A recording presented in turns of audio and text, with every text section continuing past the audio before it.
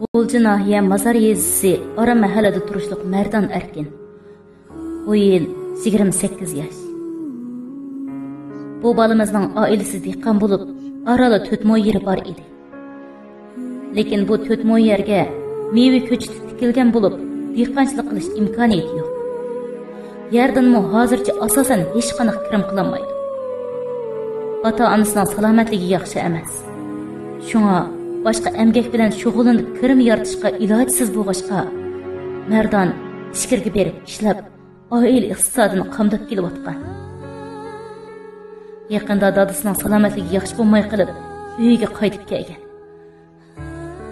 Yana tirikchilik yo'lida tipirlayotgan bu o'g'limiz 2021-yil 12 oyning 2-kuni kelishmaslik kelib, motosikletdan yiqilib ketgan sabab bilan 5 qattiq tegib ketib, mengizda qon uyib qolgan. 3 kundan buyon hushsiz holatda yotmoqda. Bu oilaning aslida iqtisodi nachar.